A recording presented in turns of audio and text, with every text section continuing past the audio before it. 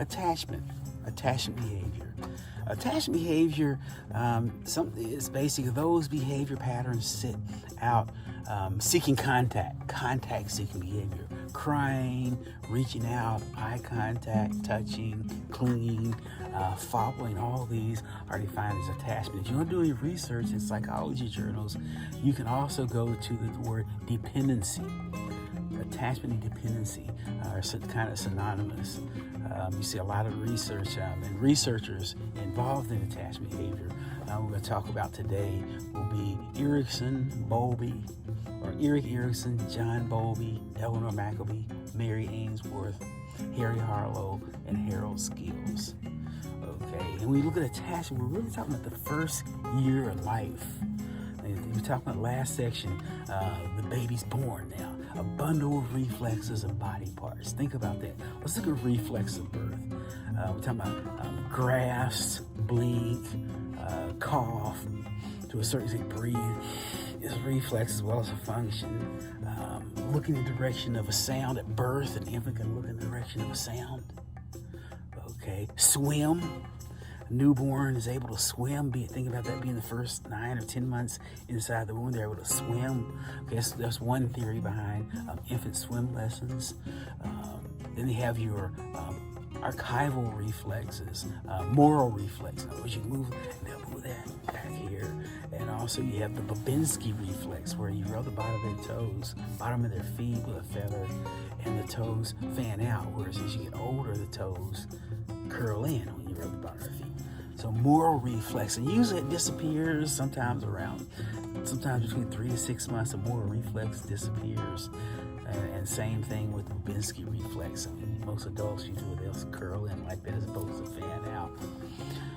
Could be some neurological problems if the child continues to have that, even though we maintain that moral reflex even into adulthood on some levels. You ever notice people ski or they skate, when they fall, the first arms go back, that same moral reflex. Where a lot of times trust falls, they have you grab your shirt like that and fall back. It's what happens a lot of times. Most people fall. First thing, their hands go back. Pick the beginner skiers, their hands go back. That's the moral reflex. But a bundle of reflexes and body parts. Okay, instincts. Do humans have instincts? Well, Freud said yes. Okay, on the other hand, a lot of behaviors will say no.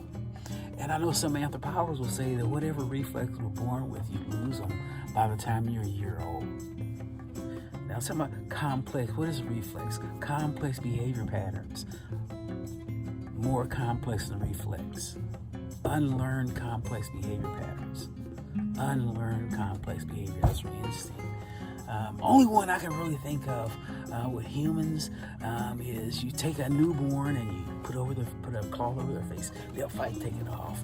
Also, another one that might be instinct, moving towards warmth. Moving towards warmth. Okay, if you ever notice that, if you have an infant and he's in the bed where they get right next to you, or a lot of times you ever see have pets where they want to sit in front of the fire, or if you know cats in the wintertime will oftentimes fight just to be able to sit on the hood of a car when it first comes in. So I say moving towards warmth, it might be too with humans. But for the most part, most theorists agree that humans don't have instincts. And there might be a question on how many behavior patterns we assume are instinctual among animals that actually might be learned.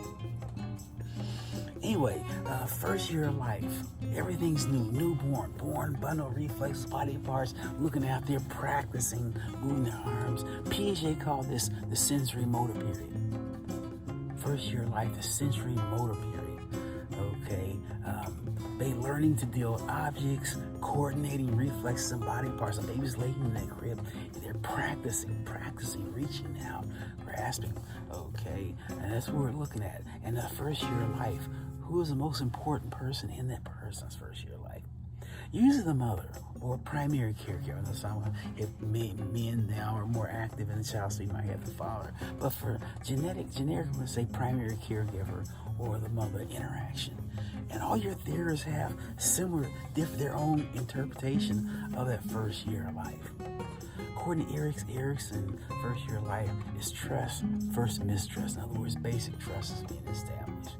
Okay. According to Freud, it's all about breastfeeding, too much breastfeeding, not enough breastfeeding.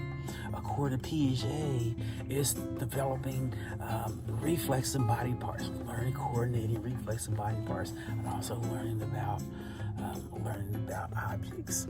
Okay, and we'll look at that when we look at cognitive development in Piaget's theory a little more in detail. But so we're going to go back to attachment, that the first year of life, the primary caregiver, the mother. Okay, and research, one of the first people to do research on attachment behavior was John Bowlby. Bowlby was a British psychiatrist, and it sounds like we at first got interested in visiting the daycare center. He noticed that, and if you've been to daycare, you can usually tell too. You can usually tell who's the new kid.